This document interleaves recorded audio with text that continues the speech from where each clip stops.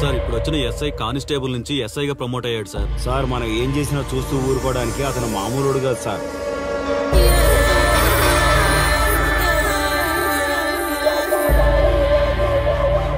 అతను మనకు అలవాటు అయ్యేంత వరకు మనం కొంచెం కంట్రోల్లో ఉందాం సార్. రేయ్, వార్నింగ్ ఇస్తున్నావా విషయం చెప్తున్నావా? సార్ మేమేం చెప్పినా మీ మంచి కోసమే సార్. తీసుకొచ్చేరా. మీరైనా చెప్పండి అమ్మా. పెళ్ళాంచేస్తే బాధపడ్డానికి, పోలీసోడంటే భయపడ్డానికి నా కొడుకు కామన్ మ్యాన్ కాదు, కాశీ చెప్పాడికి.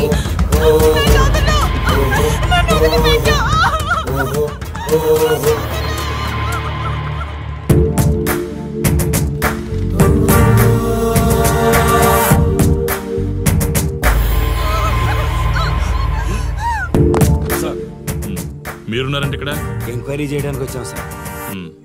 కాశీ అంటే ఎవడెక్కడ? నా కొడుకు ఊళ్ళో లేడు, వస్తే కౌరెడతా, అప్పుడు రా. కనిపిస్తే అరెస్ట్ చేసి నీకు కబురెడతా, అప్పుడు నువ్వే రావాలి. నీ పెంపకం కరెక్ట్ కాదు. పదండి.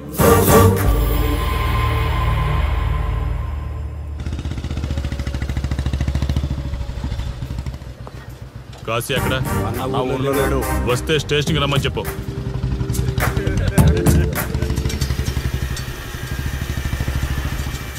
కాశీ ఉన్నాడా? ఇక్కడ లేడు. ఏమిటి సార్ ఆలోచిస్తున్నారు? ఆ కాశీ గురించేనా? మీరు ఈ ఊరికి కొత్త సార్. మీ కొత్తగా ఉంటుంది, వింతగా ఉంటుంది. మాకంతా అలవాటైపోయింది సార్. సార్, ఇతనిపై 120 కేసులు పైగా ఉన్నాయి సార్. అవి ఈ కాగితాలకే పరిమితమైనాయి సార్. ఈ పార్వతీపురం మండలంలో ఏ రాజకీయ నాయకుడు గెలవాలన్నా ఇతని మద్దతు తప్పనిసరి సార్. ఇతను 10 సార్లు గంజాయి స్మగ్లింగ్ చేస్తూ దొరికాడు సార్. పైగా 20 సార్లు దొంగ నోట్లు ముద్రిస్తూ పట్టుబడ్డాడు సార్. అంతెందుకు, మీరు అరెస్ట్ వారెంట్ పట్టుకుని తిరుగుతున్నారే, ఇలా చాలా మంది తిరిగారు సార్. కుదిరితే కొన్నాడు, కుదరకపోతే కొట్టాడు. మనకు కుటుంబాలు ఉన్నాయి సార్. నీ పేరుంటేనే వణుకు పుట్టాలన్నా.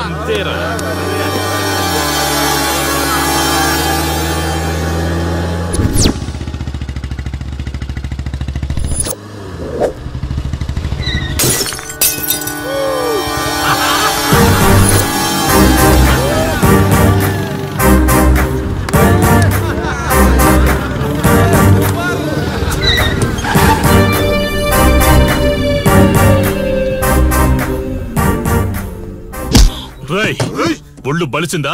రోడ్డు మీద తాగుతున్నావు?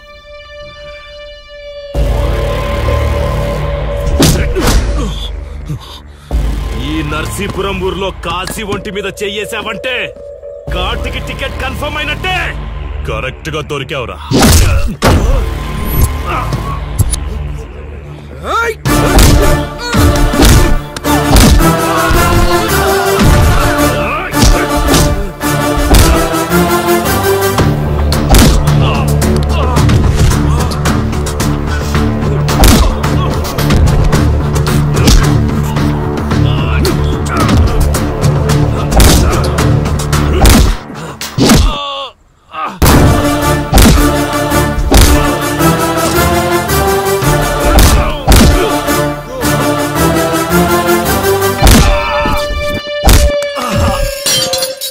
సార్, మీరు చాలా రిస్క్ చేస్తున్నారు సార్. నేను డ్యూటీ చేస్తున్నాను. 3 రోజులు గవర్నమెంట్ హాలిడేస్. నేను వైజాగ్ వెళ్తున్నాను. కాశీ అంటే భయపడే వాళ్ళని ఇంటికెళ్ళి భజన చేసుకోమని చెప్పండి. తిరిగి వచ్చాక వాడిని కోర్టులో ప్రొడ్యూస్ చేస్తాను. వాడిని వదిలే ప్రసక్తే లేదు. నమస్తే సార్. ఎక్కడ మీ ఎస్ఐ?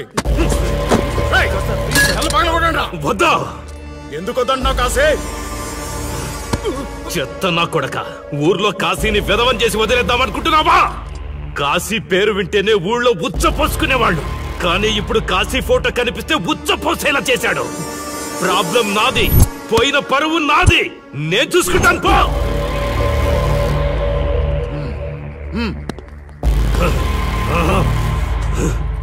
చైత్ర, స్టేషన్కి వెళ్ళొస్తాను. Okay daddy. ఇదేం ఇల్లండి, బూత్ బంగ్లాలా ఉంది. అసలు కలగానే లేదు. నువ్వేంట్రా ఇక్కడ? జీవితాంతం జైల్లో ఉంటాననుకున్నావా?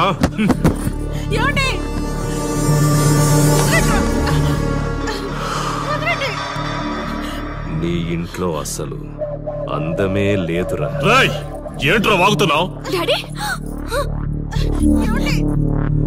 చైత్ర, మా డాడీని వదలండి, వదలండి. ఒక్క నిమిషం ముందు అబద్ధం చెప్పాన్రా.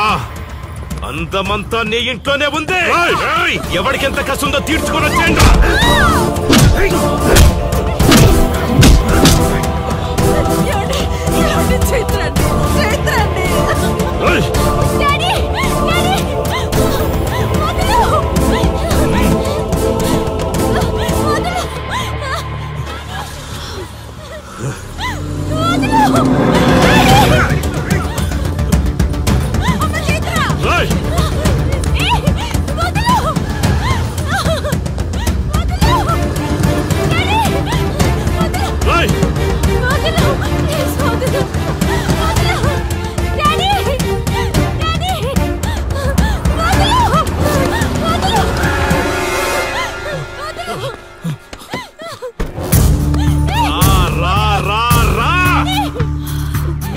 నువ్వు చేసుకో, తప్పు లేదు.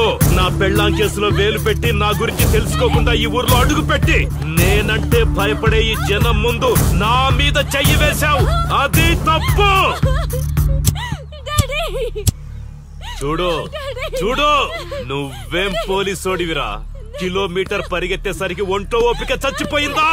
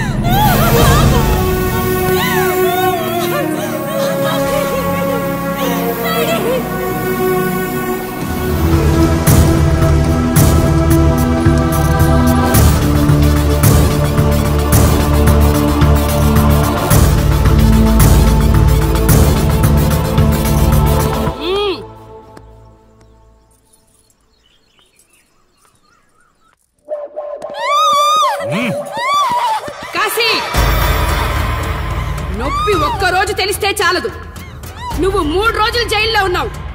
అది జీవితాంతం మన ఇంట్లో బందీగా ఉండాలి.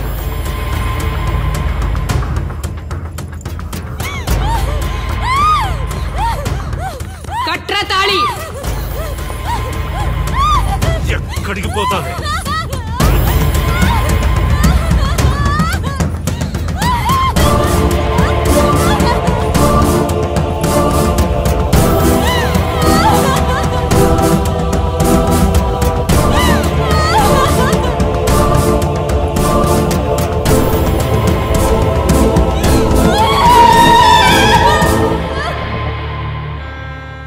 ఆ దుర్మార్గుడి నుండి తప్పించుకుని నా దగ్గరకు వచ్చింది. ఆ తర్వాత నీకు తెలిసింది.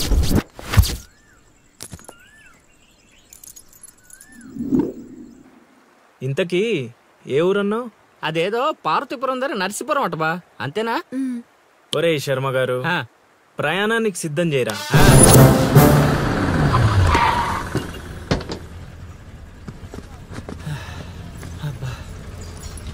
బా, ఊరు చాలా పెద్దదిలా ఉంది, ఎక్కడైనా ఎతుకుతావు? రే శర్మ గారు, నడవడానికి కాళ్ళు, తిరగడానికి ఓపిక 2 ఉన్నాయి కదా. ఐసులే పోనే. పోసేసుకుంటున్నాడు.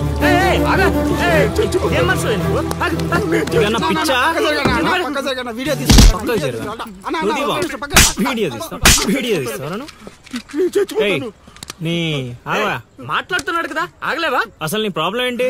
చెప్తే ఆరుస్తారా తీరుస్తారా? నా సావు నన్ను సావనివ్వండి. అయ్యా, చచ్చేదో చెప్పిసావు, మాకు క్లారిటీ ఏడ్చుద్ది. ఏరా, నువ్వు పత్తి రైతువా? కాదు, వరి రైతుని. వరికి పురుగు పట్టిందా? కాదు, పంట కూడా బానే పండింది, డబ్బు కూడా చేతికొచ్చింది. పంట పండితే పండగ చేసుకోవాలి, ఈ సావులేంట్రా?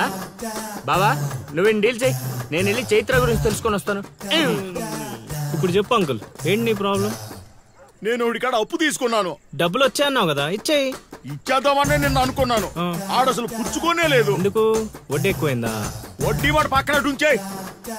ఆడ అసలే వద్దన్నాడు. మంచిదేగా, డబ్బులు మిగిలాయి. ఏటి మిగిలేది? సిక్కంతా ఇక్కడే ఉంది. ఊరు అమ్మోరు పండుగ మొదలై 3 రోజులు అయింది. అయితే ఏటైతే ఆడి దగ్గర అప్పు తీసుకున్న వాళ్ళు అందరి ఇంటి ముందుని రోజుకు ఒక డ్రామా వేస్తున్నాడు. అదిగో టెంట్ కూడా రెడీ అయిపోయినది. అది నీకు టెంట్ లాగా ఉందా? నాకు పాళ్ళలాగా ఉంది. అర్థం కాలేదా? రా చూద్దుగానే. అదిగో చూడు, ఇదిగో ఇది పరిస్థితి. నేను నీడింటి ముందు వేసినారు, ఇవాళ నా ఇంటి ముందు వేస్తున్నారు. ఏవే ఆ కిరసనాలు డబ్బా అటుకురా. ఎవడరా బాబు, జనాలు సావక ముందనే సమాధులు ఎక్కిస్తున్నాడు. ఎందరెందరో మహానుభావులను పొట్టన పెట్టుకున్నావు శ్మశానమా, నీకు ఇసుమంతైనను జాలి లేదా? ఎన్నో ఏండ్లు గతించిపోయినవి కానీ ఈ శ్మశాన స్థలిన్ కన్నులు వచ్చిన మందభాగ్యుడు ఒక్కడైనను లేచిరాడు. ఎన్నాళ్ళ ఆహా హార్మోనియం పద్యం రక్తి కట్టే సమయంలో దగ్గి డిస్టర్బ్ చేసావు కదరా ఎద్దవ్వా. వంకెతకలేనమ్మా, డొంకెట్టుకు ఎలాడిందట. పద్యం మర్చిపోయినని ఒప్పుకోవచ్చు కదా. సాంఘిక నాటకాల హీరోయిన్. ఇంత గొప్ప హరిశ్చంద్ర నాటకములో నా పక్క చంద్రమతి వేషమంటే మాటలా? నాకే కౌంటరా? పద్మశ్రీ అయ్యగారు తాళాల దగ్గర ఇచ్చమంటారా? టైం కాదురా, నే చెప్తాగా. ముందా మంచినీళ్లు గొంతు శృతి చేసుకోవాలి. గురుగారు, యాదవ సేతురం కాకపోతే రిహార్సల్స్ కూడా ఈ గెటప్లు ఏంటండి? ఒరే హార్మోనిస్టు, వేషం పడకపోతే పద్యానికి గొంతు పెగలదురా. మొదలెట్టండి.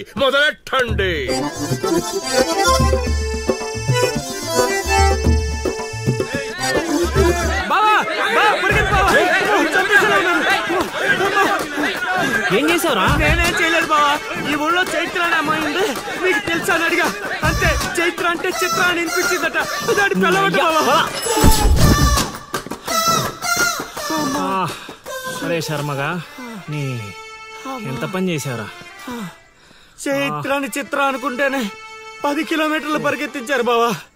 ఇంకా నయం, డైరెక్ట్ గా వెళ్ళా కాశీగాడిని అడగలేదు. కూర్చోబడిపోతుంది బావా. చైత్రం వెతికి రూట్ ఇది కాదురా. మరేంటో తమరే చెప్పండి బాబు.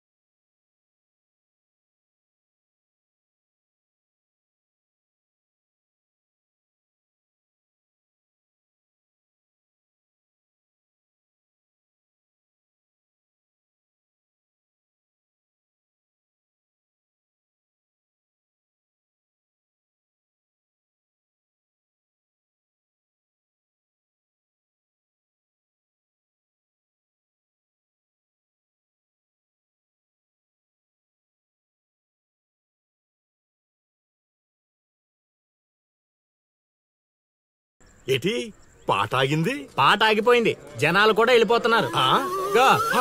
అలా కొయ్యిలా నిలబడపోతే 10 రూపాయలు ధర్మం చేయొచ్చు కదా. హతవిధి కళాకారుడు యాచించుటయా? కళామ తల్లికి తీరని అవమానము కదా. అంటే ఆ రోజుల్లో రాముణ్ణి వెతుక్కుంటూ లవకుశులు ఆ ఊరు ఈ ఊరు గానం చేసుకుంటూ తిరిగారు కదా. మేము కూడా ఓ కళా పిశాచి ఉన్నాడని. కళా పిశాచి కాదు, పిపాసి.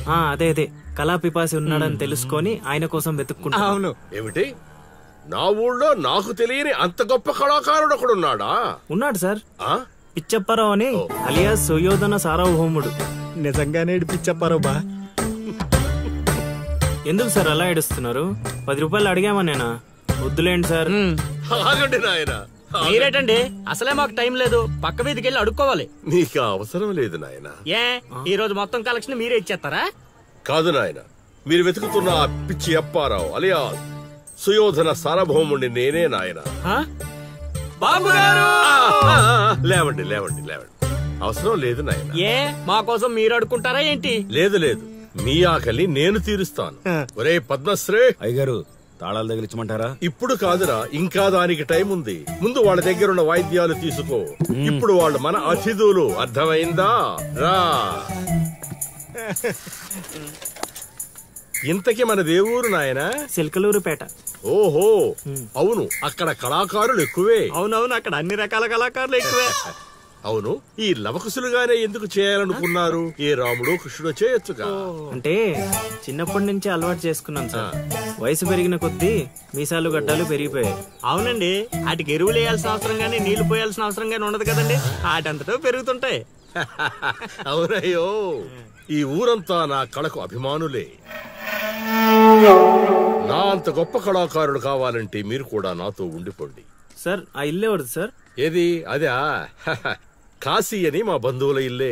అదిగో ఎదురుగా వస్తోంది అమ్మవారి ఊరేగింపు, ఆ ఇంటికే వెళుతోంది. చూడు బాబు, ఇదే మా ఇల్లు. ఈ కళాపిపాసి ఆహ్వానాన్ని స్వీకరించండి. రండి. సార్, ఇవన్నీ మీకొచ్చినవేనా సార్? కొన్ని తెచ్చి పెట్టుకుంటే నీకు కూడా వస్తాయి బాబు. పార్వతి, కళని కళాకారుల్ని అవమానిస్తున్నావు. అలానే కదా, బంగారు ప్రాసుల్ని కాస్త ధాన్య ప్రాసులు చేసేశారు. ఆ ధాన్యాన్ని బియ్యం చేసి తింటేనే కదమ్మా బంగారమైన సంపాదించగలం, లేదా బంగారంలో బతకగలం. సహబాష్ సహబాష్, నీ మాటతోనైనా కొందరి కళ్ళు తెరుచుకోవాలి. అన్నట్టు వీళ్ళు అర్థమైంది. ఏమే, ఇంకో ఇద్దరు కంట వండి పడే తినిపోతారు.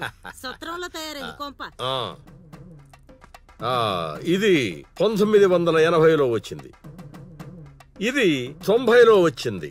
సార్, ఇవన్నీ మనకొచ్చినవని చెప్పుకోకపోతే బతకలేదు సార్.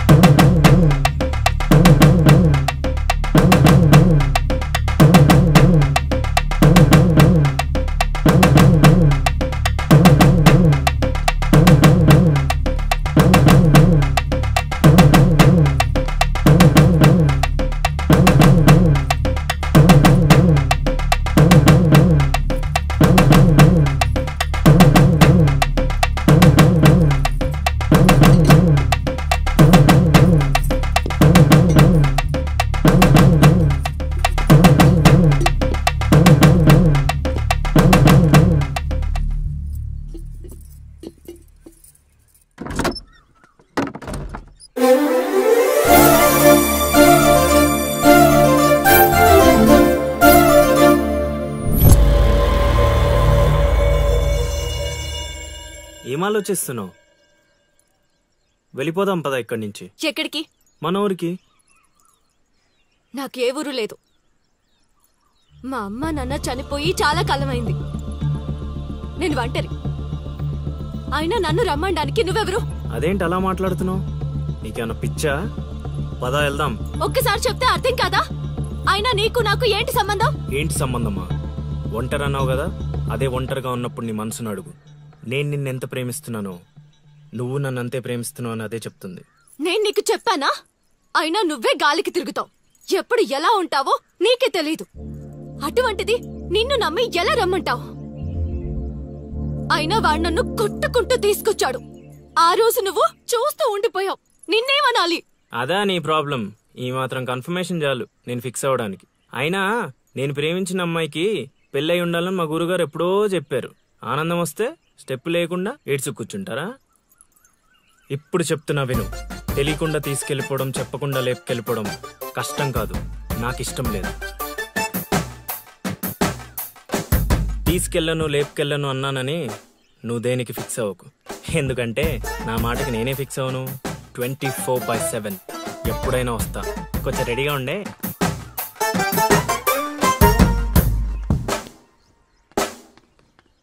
రే కాశీ, ఇంట్లో దేవుడున్నాడు. ఈ 10 రోజులు పద్ధతిగా ఉండమని చెప్పా నీకు.